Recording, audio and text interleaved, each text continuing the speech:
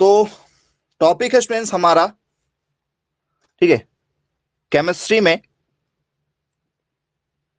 बहुत ही शानदार टॉपिक आपको बताने वाले हैं जिसकी जानकारी आपको सटीक नहीं हो पाती है। टॉपिक है स्टूडेंट्स आपका एटॉमिक मास। टॉपिक है आपका क्या? एटॉमिक मास, जिसे हम लोग क्या बोलते हैं? परमाणु भार या द्रव्यमान के नाम से जानते हैं। तो बोले जी बिल्कुल सर, करेक्ट बात है। ये जो बनाया गया है स्टूडेंट्स, वो किस फॉर्मूले पर बनाया गया होगा? मतलब कहीं ना कहीं तो ऐसा होगा ना कि भैया ये एटॉमिक मास कैसे निकाला जाता है। साइंटिस्टों ने जो भी, ठीक है, प्रैक्टिकल करके देखे होंगे। जैसे आप लोग लिखते हैं कि भैया हाइड्रोजन का एटॉमिक नंबर 1, हाइड्रोजन का एटॉमिक मास 1, ठीक है, आप लोग ऐसा लिखते हैं। बोले जी बिल्कुल सर, ये हमारा हाइड्रोजन हो गया। हाइड्रोजन का एटॉमिक नंबर क्या होता है? एटॉमिक नंबर भी 1 और एटॉमिक मास भी 1 होता है। बोले जी सर बिल्कुल ठीक है। वैसे स्टूडेंट्स आप लोगों ने देखा होगा कि भैया लिथियम का एटॉमिक नंबर जो होता है वो 3 होता है। एटॉमिक मास कितना होता है? 7 होता है। ये आपका क्या हो गया? तो सर ये हमारा हो गया लिथियम। बोले जी सर बिल्कुल ठीक है। जैसे आप लोग देखते भैया सोडियम का एटॉमिक नंबर 11 है, एटॉमिक मास कितना होता है सर? तो सर 23 होता है। ये आपका क्या हो गया? सर ये हमारा सोडियम है। ये आपका क्या है? सोडियम है। तो ये कहीं ना कहीं तो प्रैक्टिकल किए गए होंगे कि भैया ये एटॉमिक मास कैसे फाइंड आउट किया जाएगा। ठीक है, हम बात कर रहे हैं एटॉमिक मास को निकालने की कि भैया ये एटॉमिक मास निकाला कैसे गया। क्योंकि टोटल पीरियोडिक टेबल में जो है वो 118 एलिमेंट अभी फिलहाल में है।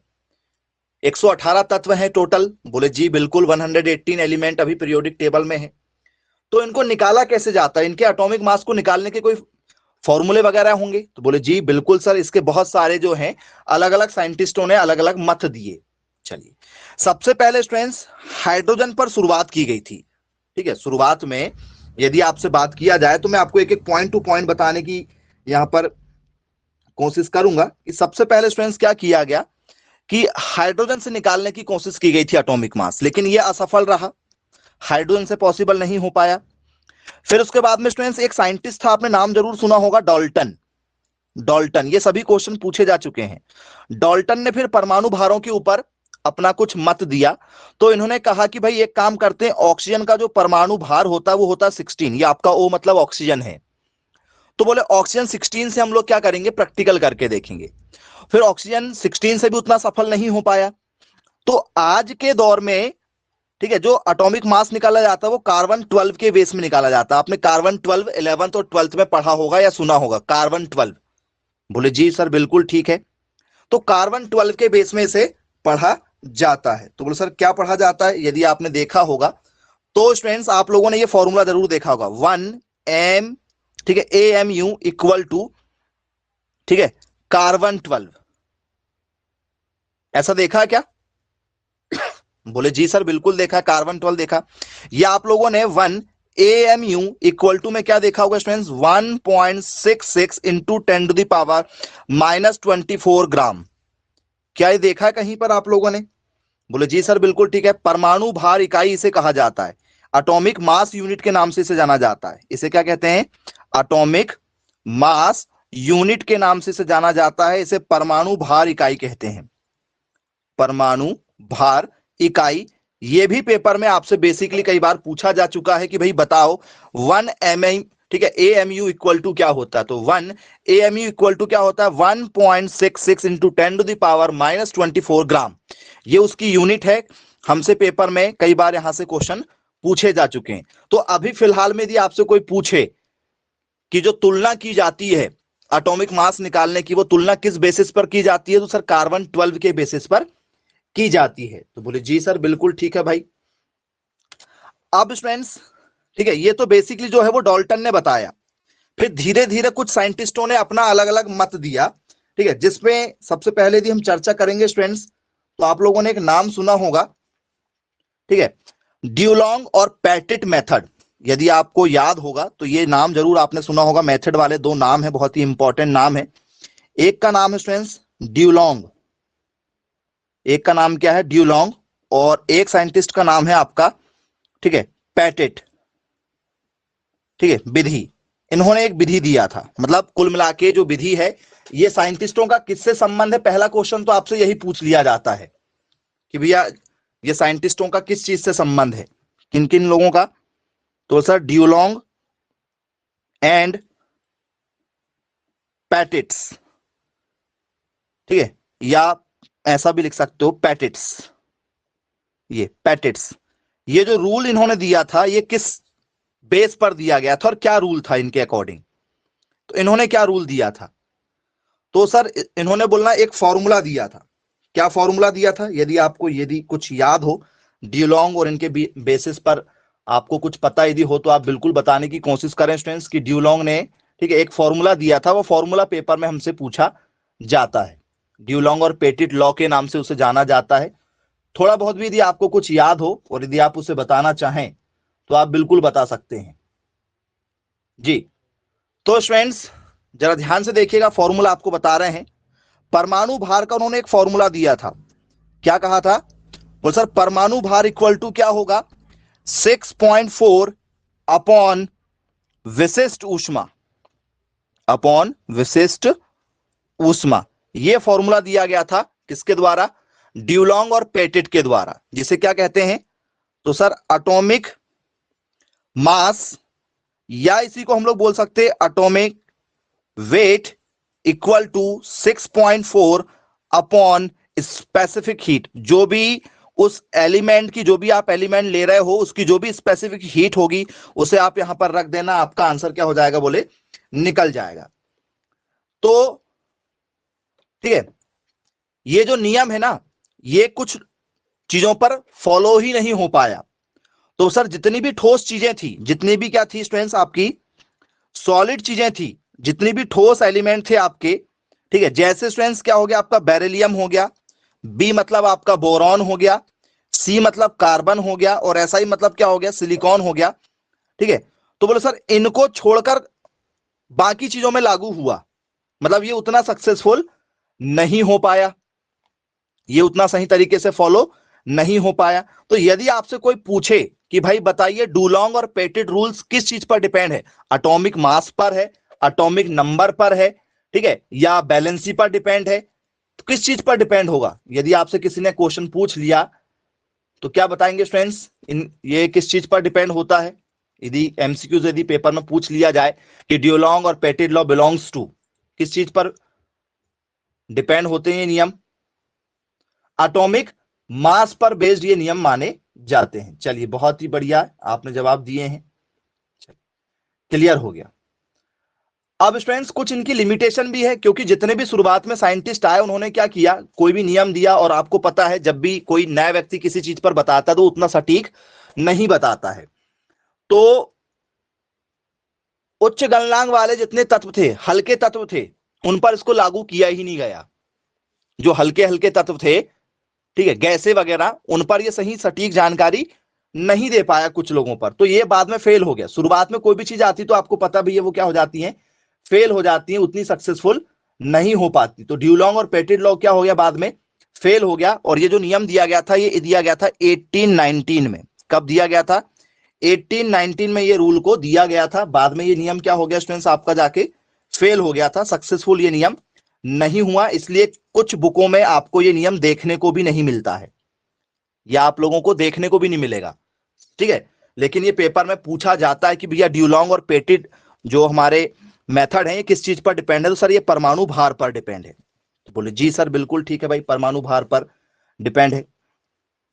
अब यदि स्टूडेंट्स परमाणु भार के साथ में मैं आपसे यदि पूछूं कि भैया अणुभार क्या होता है, परमाणु भार के बाद में यदि कोई आपसे पूछ ले कि भैया परमाणु भार हो गया एक जगह, और इसी के साथ में आप लोग क्या लिख लो स्टूडेंट्स, अणुभार लिख लो, अणुभार, अणुभार को लिख लेते हैं जी। अणुभार जिसे हम लोग बोलते हैं भैया मॉलिक्यूल मास, मॉलिक्यूल मास के नाम से इसे जानते हैं, या इसे हम लोग बोल सकते हैं भैया मॉलिक्यूलर मास, ऐसा भी बोल सकते हैं, मॉलिक्यूल मास या मॉलिक्यूलर मास या वेट के नाम से जानते हैं।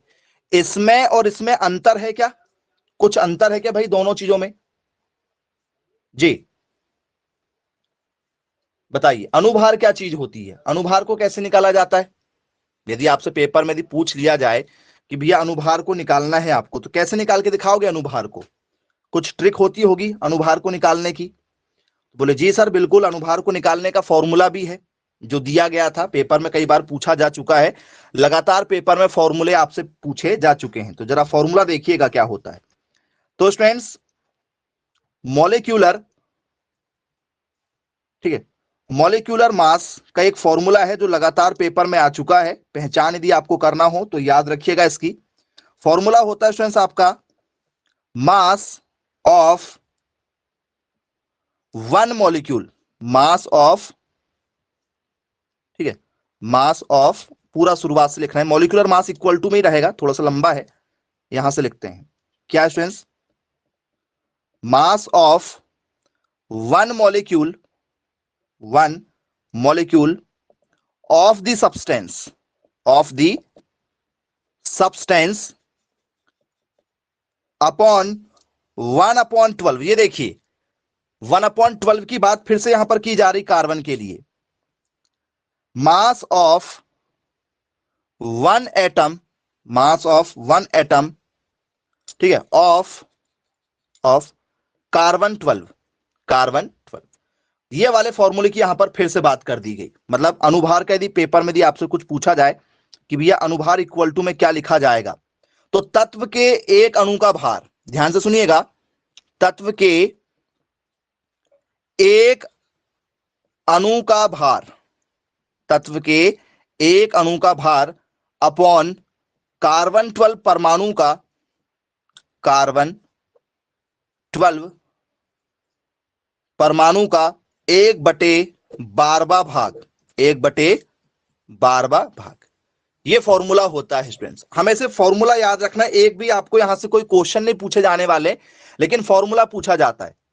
क्या फॉर्मूला पूछा जाएगा पेपर में? यदि आपसे ये क्वेश्चन आ गया कि भैया बताइए, ठीक है, मॉलिक्यूल मास को कैसे ज्ञात किया जाता है, ठीक, तो क्या लिखोगे फिर उस समय आप? मॉलिक्यूल मास को कैसे डिफाइन किया जाता है, तो क्या बताओगे कि भैया मॉलिक्यूल या मॉलिक्यूलर मास जो होता है उसको कैसे बताया जाएगा? How do you find molecular mass? तो आपको वहां पर कुछ क्या मिलेंगे? फॉर्मूले मिलेंगे, 3-4 फॉर्मूले आपको ऐसे मिलेंगे ऑप्शन में, 4 फॉर्मूले आपको ऐसे ऑप्शन में मिलेंगे। सही फॉर्मूला आपको क्या करना होगा? आइडेंटिफाई करना होगा, क्योंकि मॉलिक्यूलर मास का मतलब होता है the mass of a given substance divided by the amount of substance is expressed in gram per mole. क्योंकि जो यूनिट होती है आपकी मास की वो होती है ग्राम पर मोल, याद रखिएगा। ग्राम पर मोल क्या होती है? इनकी यूनिट होती है ग्राम पर मोल। आपको क्या लिखना होगा? जब भी कोई यूनिट दी जाए तो ग्राम पर मोल में होगी। तो बोले जी सर बिल्कुल ठीक है भाई, आसानी से हम लोग क्या कर सकते हैं, इसे निकाल सकते हैं, किसी प्रकार की कोई दिक्कत नहीं होगी। अब स्टूडेंट्स इसके बाद में आप लोगों से, ठीक है, पेपर में एक और बहुत ही शानदार क्वेश्चन पूछा जाता है जिस पर आ जाते हैं तुल्यांकी भार, ठीक है, तुल्यांकी भार पर आ जाते हैं। या तो पहले चलो अनुभार को ही जरा क्या करते हैं, डिटेल में जाते हैं, अनुभार की डिटेल में जाते हैं, ठीक है। एटॉमिक मास तो आपको पता ही है, कोई बात ही नहीं है। मॉलिक्यूलर मास पर चलते हैं जरा। मॉलिक्यूलर मास मतलब अनुभार। अब अनुभार जो है आप लोगों के लिए पेपर में यदि पूछ लिया जाए कि भैया आपको क्या निकालना है स्टूडेंट्स, मॉलिक्यूलर मास निकालना है कार्बन का, क्लोरीन का निकालना है। चलो क्लोरीन का आपको क्या निकालना है स्टूडेंट्स? अनुभार निकालना है। क्लोरीन का अनुभार कैसे निकाला जाएगा? यदि आपसे पेपर में यदि आपसे किसी ने पूछा कि भैया ठीक है कैसे ज्ञात करेंगे, तो कैसे ज्ञात किया जाता है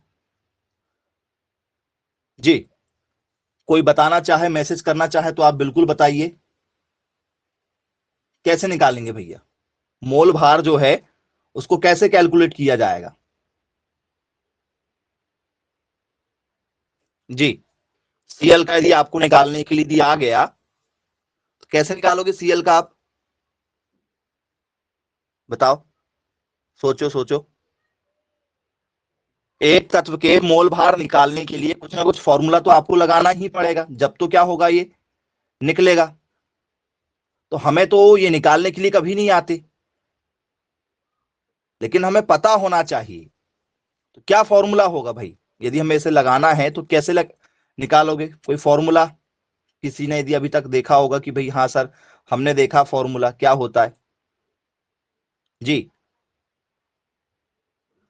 चलो Cl का नहीं मालूम, Cl2 यदि आपसे किसी ने पूछा भैया Cl2 का मॉलिक्यूलर मास निकालो तो क्या होता है भैया Cl2 का मॉलिक्यूलर मास? Cl2 का क्या होता है मॉलिक्यूलर मास? Cl का तो डायरेक्ट ही पता है ना बिना फॉर्मूले के, कितना होता है 35 पॉइंट कुछ आप लोग लिखते हो। बोले जी सर बिल्कुल ठीक है, 35 पॉइंट क्या लिखते हैं हम लोग 4 लिखते हैं। इसको 35.4 क्या है ग्राम पर मोल, क्या होता है इसका, क्या है इसका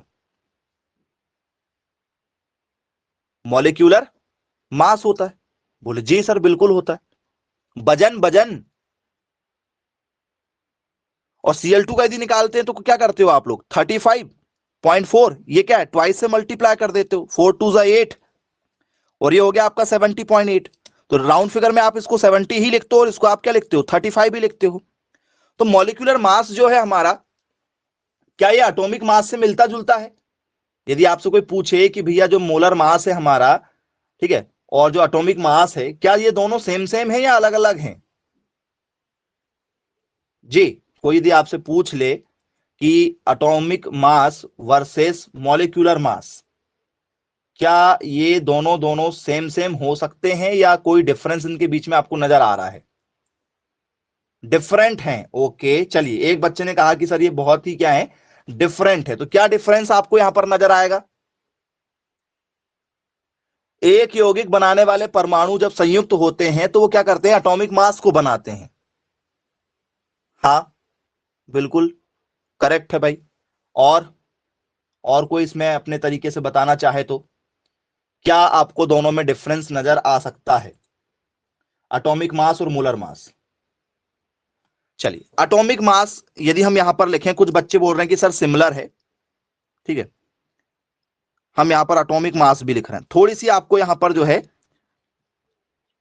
परमाणु भार, परमाणु भार लिख रहे हैं यहां पर, जरा समझिएगा, एक एक पॉइंट को आपको यहां पर डिटेल में बताएंगे। तो स्टूडेंट्स ये जो होता है ये क्या लिखा जाता है इसमें जरा ध्यान दीजिएगा। It is the mass, it is the mass of N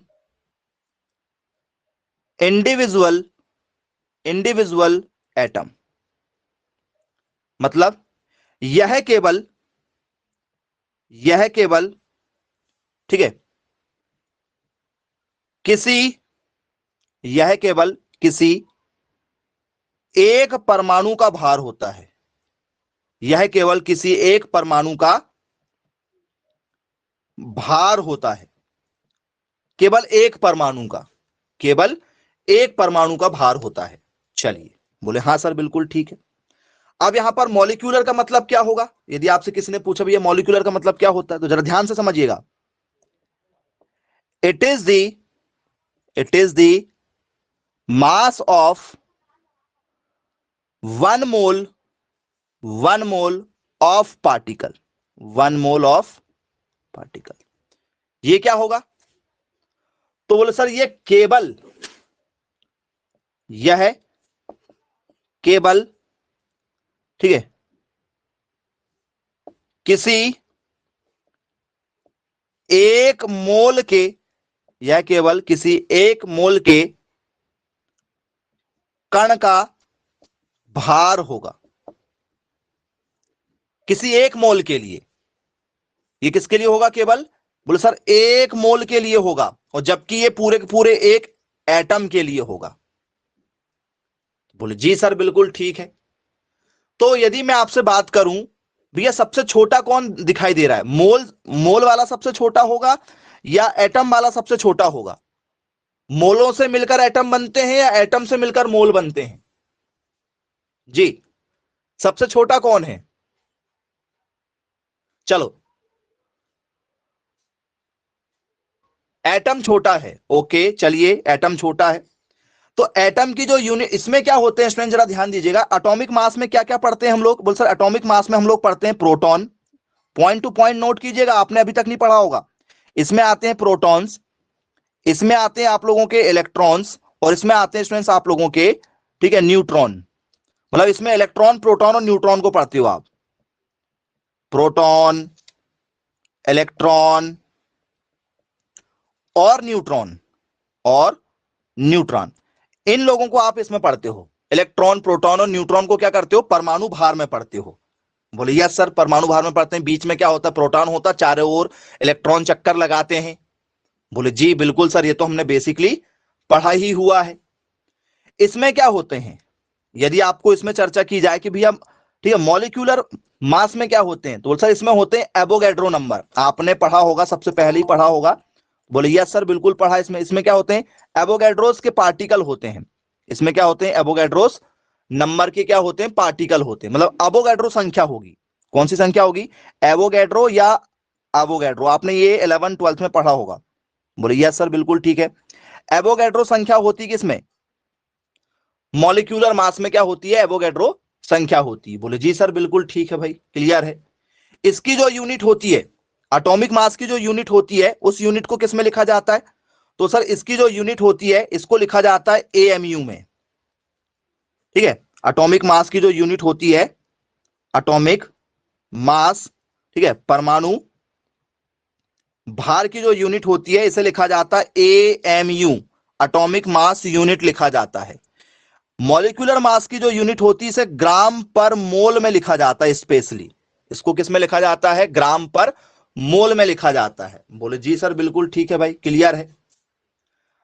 अब यदि स्टूडेंट्स एग्जाम्पल की यदि हम चर्चा करें, जैसे सोडियम का जो वेट होता है, ठीक है, सोडियम का जो वजन होता है, सोडियम का वजन कितना लिखते हो आप बताओ।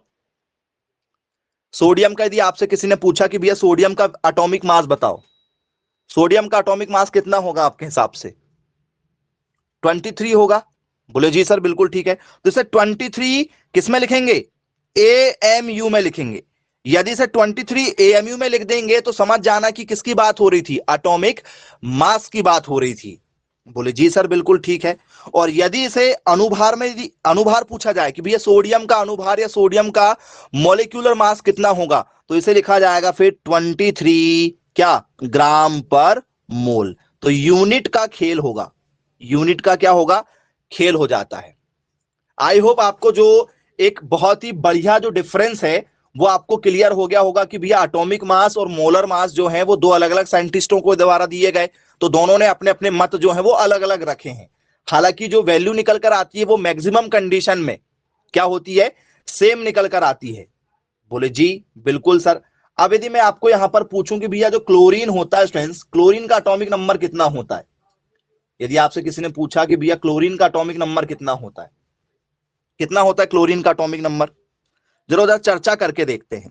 कुछ एग्जाम्पल के द्वारा हम क्या करते हैं, यहां पर चर्चा करके देखते हैं। एक तरफ लिख लेते हैं स्टूडेंट्स हम लोग क्या, तत्व लिख लेते हैं, एलिमेंट्स लिख लेते हैं कि भैया यहां पर कौन कौन से जो है, ठीक है, वो एलिमेंट आएंगे। यहां पर लिखते हैं उसका हम लोग एटॉमिक मास लिख लेते हैं, ठीक है, परमाणु भार लिख लेते हैं, और यहां पर लिख लेते हैं स्टूडेंट्स हम लोग मॉलिक्यूलर मास लिख लेते हैं, मॉलिक्यूलर मास, ठीक है, मतलब अनुभार लिख लेते हैं। और कुछ एग्जाम्पल से जरा चर्चा करके देखते हैं कि क्या बराबर होगा।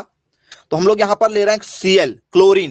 क्लोरीन का एटॉमिक मास बताइएगा, क्लोरीन का एटॉमिक मास कितना होता है जी, मैसेज करके बताइए क्लोरीन का एटॉमिक मास कितना होगा स्टूडेंट्स जी।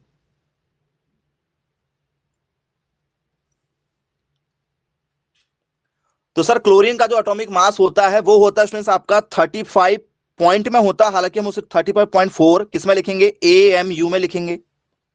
इसकी यदि बात की जाए तो 35.4 ग्राम पर मोल में लिखेंगे। बोले जी सर बिल्कुल ठीक है। कार्बन की बात करें भैया, कार्बन का वेट कितना होता है, परमाणु भार मतलब वेट की बात हो रही, वजन, ये वजन है भाई, जैसे आपका वजन है वैसे इनका ऑलरेडी वजन है। इसका कितना वजन होगा भाई, यदि आपसे कार्बन का यदि वजन पूछ लिया जाए तो सर कार्बन का जो वजन होता है सर वो क्या होता है, 12 एएमयू होता है। 12 क्या होता है, एएमयू में होता है। तो बोले जी सर बिल्कुल ठीक है। अब यदि मैं यही जो वेट है आप लोगों का मॉलिक्यूलर मास में यदि पूछूं तो मॉलिक्यूलर मास में कितना होता है, तो सर ये क्या हो जाएगा, 12 ग्राम पर मोल में हो जाएगा। बोले जी बिल्कुल सर, क्लियर है। अब यदि मैं यहां पर आप लोगों से, ठीक है, ऑक्सीजन के लिए पूछ लूं कि भैया ऑक्सीजन का जो एटॉमिक मास होता है वो कितना होता है, ऑक्सीजन का, सर ऑक्सीजन का जो होता है वो सर होता है 16 एएमयू, 16 एएमयू होता है इसका वजन। चलिए, वहीं पर यदि आपसे चर्चा की जाए कि भैया इसका मॉलिक्यूलर वेट कितना होगा, सर मॉलिक्यूलर वेट हो जाएगा 16 ग्राम पर मोल। तो यूनिट का फर्क है थोड़ा सा, आपको एग्जांपल के रूप में थोड़ा सा बता दिया गया। कुछ केसेस में जो है वो अलग अलग हो सकते हैं, बाकी आपको डेफिनेशन यदि पेपर में आती है तो एटॉमिक मास और मॉलिक्यूलर मास मैंने आपको दोनों बहुत ही अच्छे तरीके से बता दिया हूं। आप दोनों में क्या कर सकते हैं, ठीक है, अलग अलग अंतर, और दोनों के फॉर्मूला आपको पता है। परमाणु भार का फॉर्मूला मैंने आपको बता दिया था, ठीक है, और अणुभार का भी आपको फॉर्मूला बता दिया गया है। चलिए, दोनों आपको बहुत ही अच्छे तरीके से बन जाएंगे स्टूडेंट्स, कोई दिक्कत नहीं है।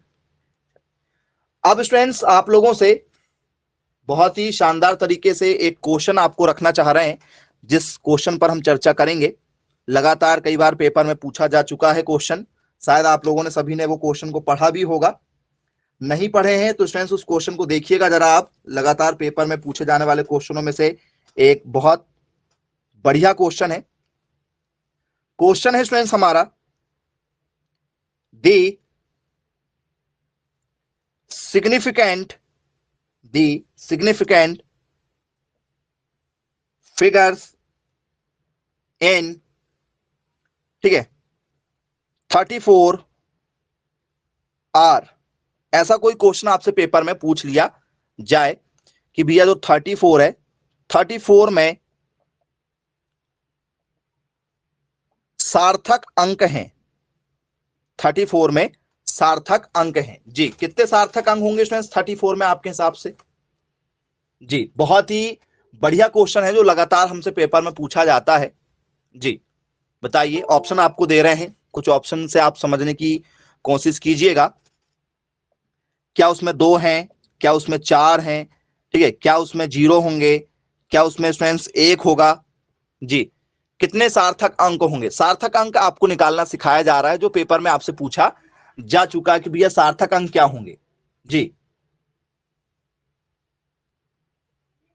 जी, क्या होगा? 2 होना चाहिए। Okay, very good. चलिए, तो सार्थक अंक क्या होंगे स्टूडेंट्स? बोले सर 2 हो जाएंगे। 2 अंक हैं, बोले सर 1 और 1 2 है, तो सर क्या हो जाएंगे? 2 हो जाएगा। ऑप्शन नंबर ए के साथ जाना चाह रहे हैं? बोले हाँ बिल्कुल सर, ठीक है। चलिए, अब यही जो क्वेश्चन है आप लोगों का, वो थोड़ा सा मैं क्या कर दे रहा हूं, चेंज कर दे रहा हूं, और यहां पर मैंने कर दिया हूं आप लोगों के लिए 0.046 कर दिया हूं जी। अब क्या होगा? अब बताओ सार्थक अंक क्या होगा?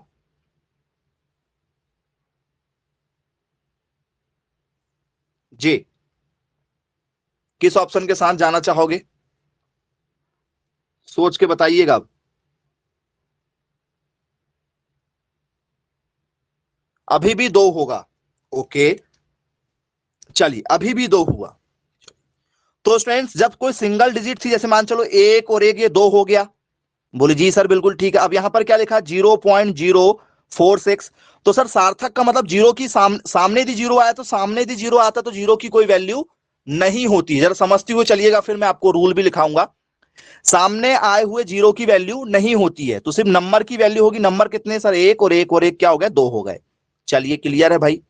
अब आपको यही जो क्वेश्चन है वो आपको कुछ इस तरीके से आए, 7.4220। अब क्या होगा जी? अब यहां पर क्या होगा भाई आप लोगों के हिसाब से? चलिए, ऑप्शन दे रहे हैं आप लोगों को। अब क्या होना चाहिए?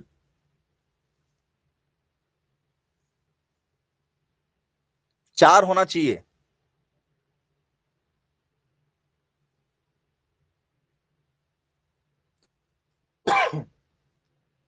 5। ओके, 5 के साथ जा रहे हैं भैया।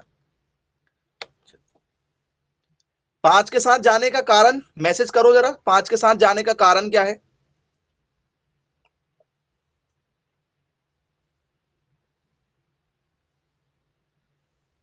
4। ओके, 0 को छोड़ रहे हो।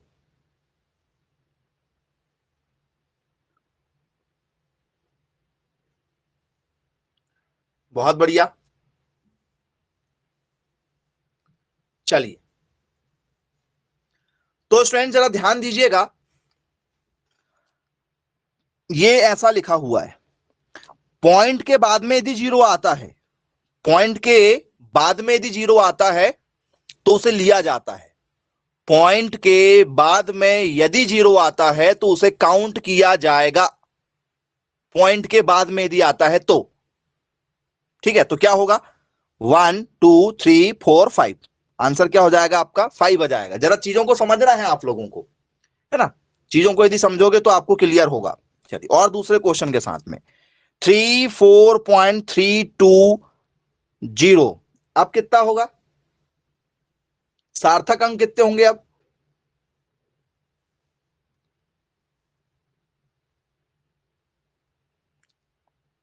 अभी भी 5 होंगे।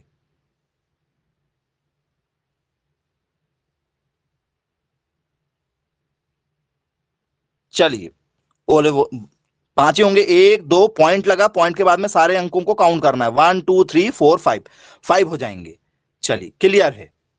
लेकिन अब ये जो क्वेश्चन है, ठीक है, वो आपको ऐसा दिया गया है, ठीक है, 38 33 00, अब कितने होंगे सार्थक अंक, अब बताओ, अब कितने होंगे। एक ऑप्शन है आप लोगों के लिए 3, जी, अब कितने होंगे,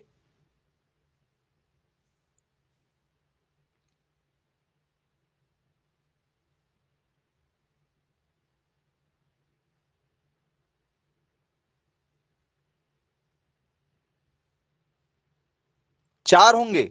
बहुत बढ़िया बेटा, मैंने आप लोगों को क्या बताया हूं कि यदि पॉइंट लगा होगा तो इनकी वैल्यू काउंट करना है, पॉइंट लगा है तो, यदि पॉइंट नहीं लगा है तो इनकी कोई वैल्यू काउंट नहीं करना है। तो नंबर कितने बचे, सिर्फ आपके 2 बचे हैं। यदि 0 यदि लास्ट में है, जैसे मान चलो ऐसा कहीं लिखा 0, ठीक है, 0.033, वही दो जीरो जो है वो यहां पर लग गए ऐसे, तो क्या होगा अभी, अब क्या होगा, इसमें क्या होगा,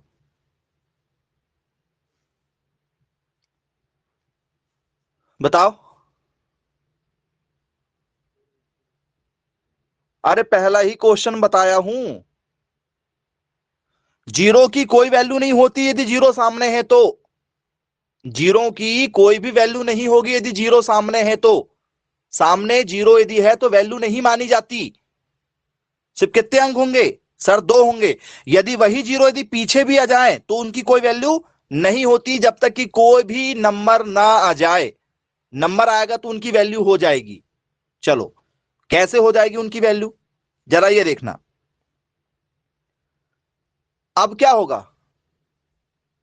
अब क्या होना चाहिए, आंसर बताओ। 4, बहुत बढ़िया, वेरी गुड। चलिए अब 4 हो जाएगा, क्यों, क्योंकि सामने भी नंबर है लास्ट में भी नंबर है, मतलब इसकी वैल्यू मानी जाएगी। सामने यदि नंबर है तो उनकी वैल्यू मानी जाती है। और ये 0 को क्यों माना गया, क्योंकि शुरुआत में भी नंबर है और लास्ट में भी नंबर है, इसलिए इसकी वैल्यू को मान्यता दे दी गई।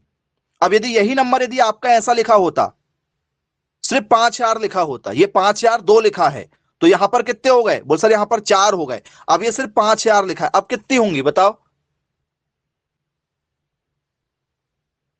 सिग्निफिकेंट नंबर अब कितना होगा। तो सर सिग्निफिकेंट नंबर अब जो है ना, वो अब केवल सिर्फ नंबर, 0 को काउंट नहीं करते, सिर्फ नंबर कितना है सर, 1 है। तो ये सब आंसर क्या हो गया आपका, 1 निकल कर आ गया। कितना निकल कर आ जाएगा, बोलो सर 1 निकल कर आ जाएगा। अच्छी बात है भाई, क्लियर है, बोले बनेगा हमसे पेपर में यदि पूछा जाएगा तो। चलिए दूसरे एग्जाम्पल के साथ चर्चा करते हैं, जिससे आपको और अच्छे से अच्छे, ठीक है, क्लियरिटी हो जाए। क्वेश्चन है आप लोगों के लिए 0.36570, अब क्या होना चाहिए आपके हिसाब से आंसर, जी, 4 5 6 या 7, सोच के जवाब दीजिएगा, सोच कर, बिना सोचे समझे कोई भी जवाब नहीं देगा।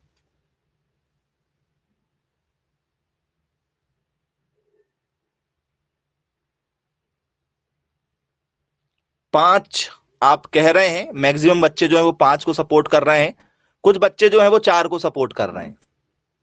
जी,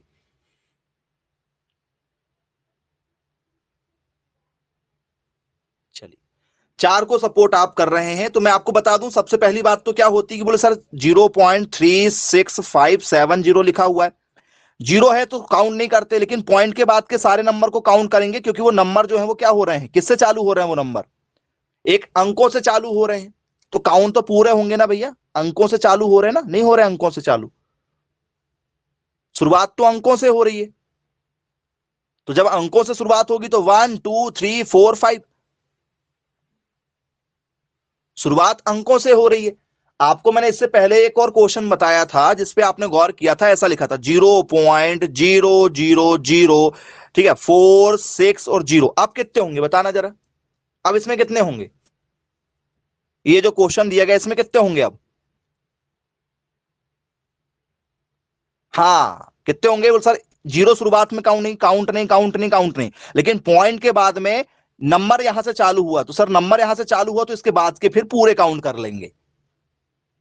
पॉइंट में जहां से चालू हुआ है अंक, कोई भी एक डिजिट आ गई है प्रॉपर डिजिट, तो उसके बाद के सिर्फ सारे काउंट कर लेते हैं, तो 1 2 3, फिर क्या 3 हो जाएगा, फिर क्या हो जाएगा यहां पर 3 हो जाएगा।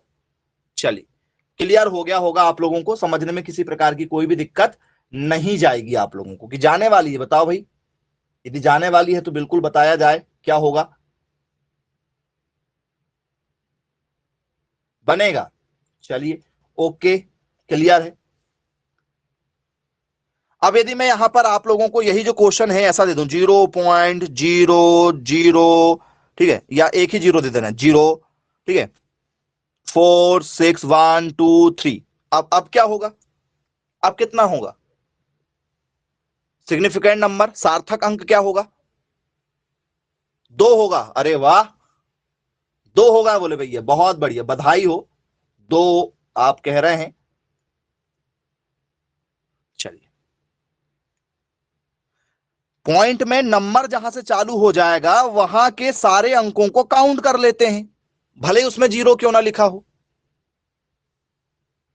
पॉइंट के बाद की चर्चा हो रही है, ये पॉइंट वाला क्वेश्चन है, तो ये सब के सब गए,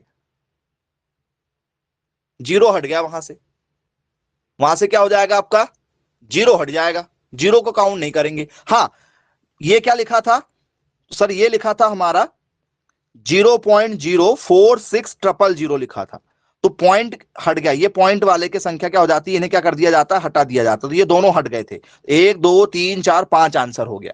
लेकिन यही क्वेश्चन सिंगल यदि ऐसा आ जाता, सिंगल में ऐसा आ जाता, 0 पॉइंट नहीं लगे होते, अब कितना होगा बताओ, अब सार्थक अंक कितने होंगे आपके हिसाब से जी, अब कितने सार्थक अंक होंगे,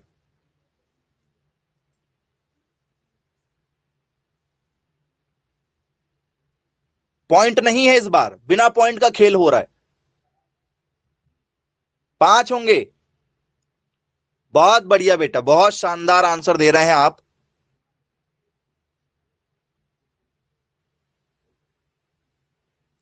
अरे भाई जब पॉइंट लगा होता है तो डिजिट से काउंट करते हैं, समझो ना बात को, डिजिट से काउंट करते तो इसको काउंट करेंगे यहां से 1 2 3 4 5, पॉइंट के बाद में फिर जहां से डिजिट चालू हो जाती है उन सारे नंबरों को काउंट करते हैं, लेकिन यदि पॉइंट नहीं है तो सिर्फ संख्या को काउंट करते हैं, इनको काउंट नहीं करते हैं, तो इसमें 2 होगा, इसमें 1 2 3 4 5 होगा, नहीं सीखिए तो आपका एक नंबर तो गया पेपर में, क्योंकि सिग्निफिकेंट फिगर जो है वो लगातार पेपर में ट्रेंडिंग क्वेश्चन के रूप में बना हुआ रहता है, आता ही आता है, और यदि आपको आएगा तो आपको पता भी क्या होने वाला है आपके साथ में, ठीक है, इस तरीके से आपको किसी भी प्रकार के क्या जाते हैं, कोई भी क्वेश्चन पूछ लिए जाते हैं, बन जाएगा। चलिए दूसरा दूसरा क्वेश्चन जरा ध्यान से देखते हैं कि दूसरा क्वेश्चन हमें कैसे पेपर में पूछा जा सकता है।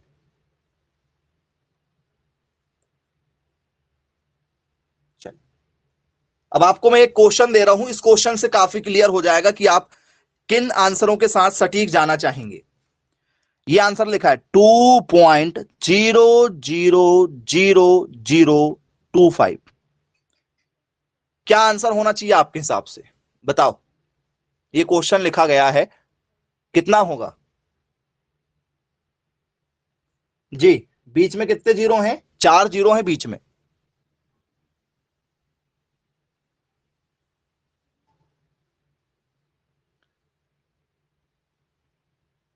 चलिए बहुत बढ़िया, 3 आंसर दिया जा रहा है भाई, बहुत बढ़िया, 3 आंसर दे रहे हैं आप।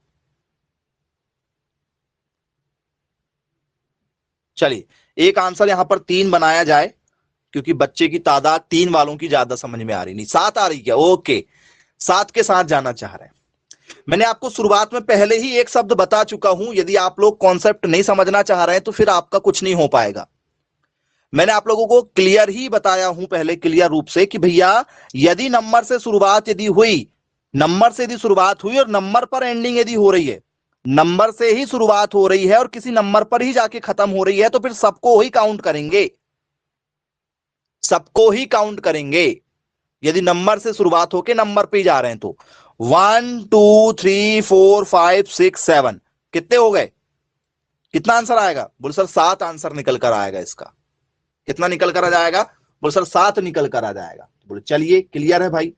अब यही क्वेश्चन जो है, ठीक है, वो मैं आपको ऐसा दे देता हूं, 2.0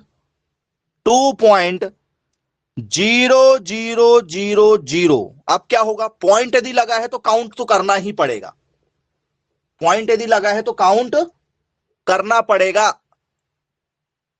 कितने?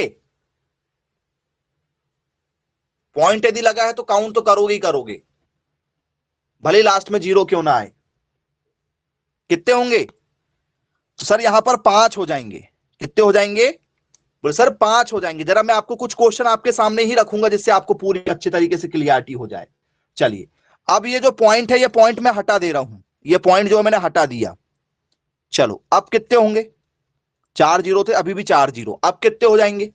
पॉइंट हट गया भाई, पॉइंट हटा दिया गया है। अब कितना होगा? अब केवल क्या हो जाएगा? अब केवल 1 हो जाएगा। अब केवल 1 हो जाएगा, क्योंकि जीरो को, पॉइंट के बाद के जीरो को काउंट करते हैं, बिना पॉइंट वाले के जीरो को काउंट नहीं करते हैं। चलिए बहुत ही अच्छी बात है भाई, ये भी क्लियर हो गया आप लोगों के लिए। अब यही जो क्वेश्चन है, इसके जो जीरो है वो ऐसा उठा लेते हैं, 0.000, ठीक है, 4 जीरो थे, 1 2 3 4, 4 दे दिए, 225 हो गया। अब कितना होगा? वही क्वेश्चन है, एक ही क्वेश्चन को हम समझाने की कोशिश आपको कर रहे हैं कि अब कितना होना चाहिए आप लोगों के हिसाब से। जी कितना होगा? सामने वाले जीरो को काउंट नहीं करते हैं, सामने वाले जीरो को काउंट नहीं करते हैं। कितना हो जाएगा? 1 2 3 हो जाएगा। आई होप आप लोगों को काफी कुछ जो है वो क्लियर होता होगा कि हमसे पेपर में जो है वो कैसे क्वेश्चन पूछे जाते हैं। जी किसी के मन में कोई डाउट यदि हो और यदि वो कुछ पूछना चाहे, तो इस टॉपिक पर यदि आप अपनी कोई राय रखना चाहें, कुछ पूछना चाहें, तो आप बिल्कुल पूछ सकते हैं स्टूडेंट्स। नहीं तो मैं आपको फिर एक और क्वेश्चन दूंगा जो पेपर में हमसे पूछा गया था। सेम क्वेश्चन है, थोड़ा सा डिजिट का फर्क है, ठीक है। सार्थक अंक ही पेपर में पूछा जाता है। 60.0001 में सार्थक अंक हैं। में कितने सार्थक अंक होंगे? 2 4 6 या 7? जी कितने होना चाहिए भैया? 6? अरे वाह, क्या बात है, सारे बच्चे सीख गए।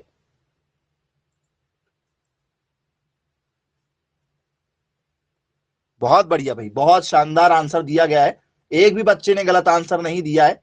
क्या बात है। चलो 6 के साथ जाना चाह रहे हैं आप, तो बोले यस सर। क्यों? क्योंकि नंबर से शुरुआत होके, मैंने आपको पहले ही बताया हूं कि नंबर से शुरुआत होके नंबर पर ही खत्म होते हैं, तो फिर सबको काउंट कर लेते हैं। नंबर से ही शुरुआत होके यदि कोई नंबर पर ही खत्म होता है तो फिर सबको काउंट कर लिया जाता है। चलिए अब यदि यहां पर यदि नंबर ये पॉइंट ना हो, ये सिर्फ इतना लिखा हो, तब क्या होगा बच्चों? तब क्या होगा? पॉइंट नहीं है तो क्या खेल होगा? पॉइंट नहीं लिखा है तो क्या खेल होगा? जी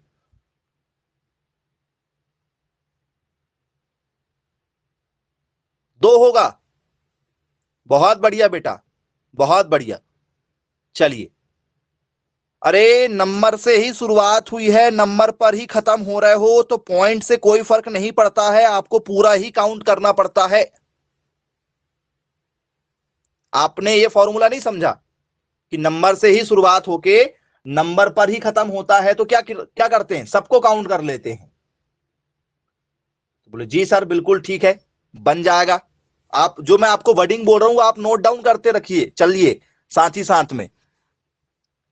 चलिए जीरो शुरुआत, जैसे मान चलो अब ऐसा लिखा है, अब ऐसा लिखा है, ये 1 2 3 4 जीरो है, अब यहां पर एक बार पॉइंट लग गया है, इसमें क्या होगा, 61 पॉइंट हो गया, वो 1 को हमने सामने लिया है। अब क्या होगा, इन दोनों में आंसर जो है वो 6 है, इसका भी आंसर 6 था, इसका भी आंसर 6 है। अब इसका क्या होगा, पॉइंट लगा है भैया, पॉइंट है, 61 पॉइंट करके लिखा हुआ है, सोच के जवाब दीजिएगा। बहुत बढ़िया, वेरी गुड, क्या बात है।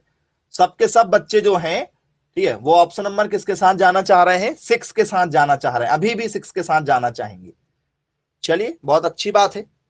क्यों अच्छी बात है, कि बोले सर पॉइंट यदि आया है तो पॉइंट के बाद में जितने भी नंबर आते हैं उनको क्या करना है, हमें काउंट करना है, पॉइंट के बाद के सारे नंबरों को काउंट करना है। तो 1 2 तो हो जाएंगे, क्यों हो जाएंगे, क्योंकि सर बोले यहां पर क्या लिखा है, 2 अंक लिखे सर, 1 और 1 2 तो हो ही गए, और 1 2 3 4 क्यों हो रहा है, क्योंकि पॉइंट के बाद लिखे हैं, इसलिए यहां पर टोटल 6 फिर होगा, क्योंकि पॉइंट लिखा था। अब यही नंबर यदि क्या हो, बिना पॉइंट के हो तो, अब बिना पॉइंट के हो तो अब कितना होगा, बिना पॉइंट के यदि है तो अब कितना होगा ये नंबर, बोल सर अब इनको काउंट नहीं करेंगे, क्यों, क्योंकि पॉइंट ही नहीं लगा। अब कितने होंगे, 2 होंगे। अब कितने होंगे, 2, क्यों, क्योंकि क्या हट गया है, पॉइंट हट गया है। तो खेल पॉइंट का है, मैंने आपको बहुत सारे एग्जाम्पल बताया हूं, आई होप सभी लोगों को बहुत ही अच्छे तरीके से क्लियर हो गई होंगी चीजें, और नहीं है तो फिर आप दिक्कत में हैं जी। किसी के मन में कोई डाउट और कोई क्वेश्चन यदि आप अपने मन से बना के देना चाहें, ठीक है, तो आप वो भी रख सकते हैं, जरा मैसेज कर दो, या आप बोल के बताना चाहें तो एक एक करके बोल के भी बता सकते हो, कोई क्वेश्चन देना चाहें तो। नहीं तो आपको क्लियर हो गया है, किसी प्रकार की कोई डाउट वाली कंडीशन नहीं है मुझे लगता है जी।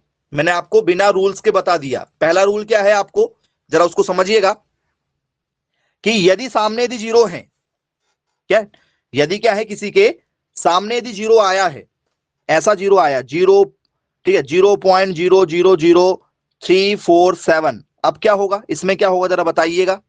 ये आपको क्वेश्चन दे दिया गया है, इसमें बता दो, फटाफट बता दो जरा, आप लोगों के मन के कुछ क्वेश्चन हम यहां पर रख ले रहे हैं।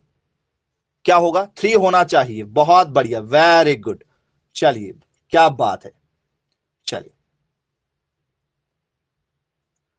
चलिए, सामने वाले जीरो की कोई वैल्यू नहीं होती है, सामने वाले जीरो की वैल्यू नहीं होती। कितने हो गए, 3 हो गए। अब यही जो क्वेश्चन है 0.100, ठीक है, यहां 1 आ गया, 00347, सिर्फ 1 लिख दिया गया है मान के चलो, या 2 कोई भी नंबर लिख दिया गया, 7 कोई भी नंबर लिख दिया गया, 8 लिख दिया गया, 9 लिख दिया गया, कुछ भी लिख दिया गया। अब कितना हो जाएगा ये, अब कितना हो जाएगा, सिर्फ वहां पर एक वैल्यू चेंज कर दी है हमने, अब उस हिसाब से क्या लिखना चाहोगे आंसर। तो सर सामने के जीरो की कोई वैल्यू नहीं होती, पॉइंट के बाद यदि नंबर से शुरुआत हो रही है, पॉइंट के बाद यदि नंबर से शुरुआत हो रही है तो नंबर तक ही जाएगी। 1 2 3 4 5 6, 6 हो गया। चलो 0.00, ठीक है, 2000309, अब कितना होगा, मान लो ऐसा लिखा है, तो अब कितना होना चाहिए आपके हिसाब से, कहां से शुरुआत करोगे, 7 लिख दोगे क्या, सोच के दीजिएगा जवाब, क्या होना चाहिए आप लोगों के हिसाब से।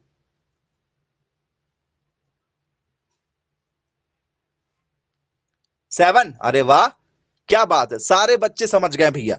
बोल सर सामने की जीरो की शुरुआत नहीं होगी, सामने के जो जीरो आते हैं उनकी शुरुआत नहीं होती, नंबर कहां से चालू हो रहा सर, यहां से, तो जहां तक नंबर चलेगा वहां तक, 1 2 3 4 5 6 7, कितना हो गया, 7। चलिए आई होप आप लोगों को सिग्निफिकेंट फिगर जो है वो समझ में आ गए होंगे। तो ठीक है स्टूडेंट्स, आज की क्लास को यहीं समाप्त करते हैं, फिर मिलेंगे कल की क्लास में। Bye bye, take care.